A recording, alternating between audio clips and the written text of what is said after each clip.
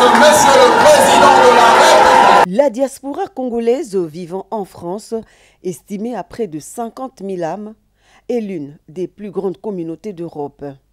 Ces Congolais qui ont choisi la France comme leur seconde patrie étaient nombreux à accorder un second mandat à Félix-Antoine Tshisekedi Tshilombo lors des élections du 20 décembre 2023 qui ont accordé pour la première fois aux Congolais de l'étranger le droit de voter avec plus de 80% de suffrages exprimés en faveur du candidat Félix Tshisekedi Tshilombo.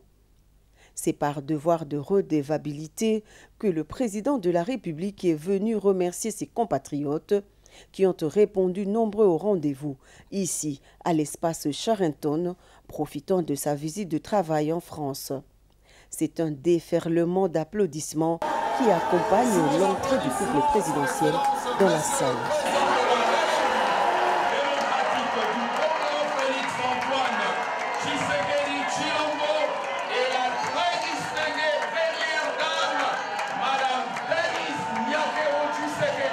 Plusieurs sujets étaient passés au peigne fin par le chef de l'État Félix-Antoine Tshisekedi Tshilombo. Question d'expliquer à ses compatriotes les principaux axes de ses actions pour son deuxième mandat à la tête de la République démocratique du Congo. Je suis très heureux. Nazane Sengo Makasi, Yakokuta Anabino Lelo, Ndenge Nalaka Kibino. Vous vous rappelez? Lorsque Tokendeki na Maponomi, j'avais promis que je passerai partout où se trouvent nos compatriotes, que ce soit ici, dans la diaspora ou bien au Congo, pour les remercier de s'être mobilisés massivement et d'avoir massivement voté pour moi.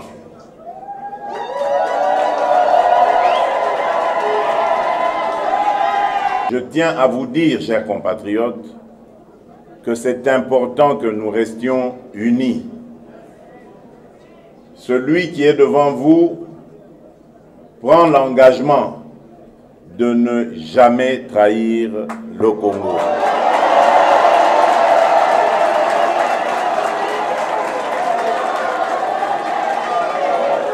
Je mettrai toute mon énergie, toute ma détermination à défendre mes compatriotes où qu'ils soient et dans tout ce qu'ils font. Voilà pourquoi j'attire votre attention sur le fait que plus nous serons nombreux et plus nous serons unis, l'ennemi ne passera pas. Et juste après ce noble exercice, le chef de l'État s'est mis à l'écoute de ses compatriotes dans un jeu de questions-réponses.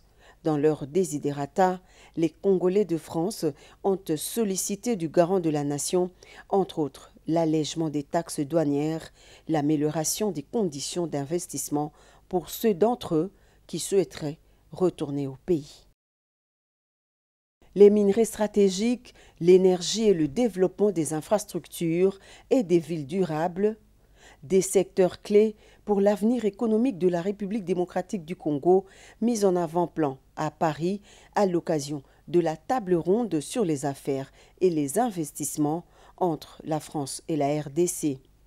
Devant les hommes d'affaires français, le président de la République, Félix-Antoine Tshisekedi Tshilombo, a captivé les investisseurs français en mettant en lumière des nombreuses opportunités d'investissement offertes par son pays, la RDC, un pays dont la superficie affiche 5 fois plus que la France.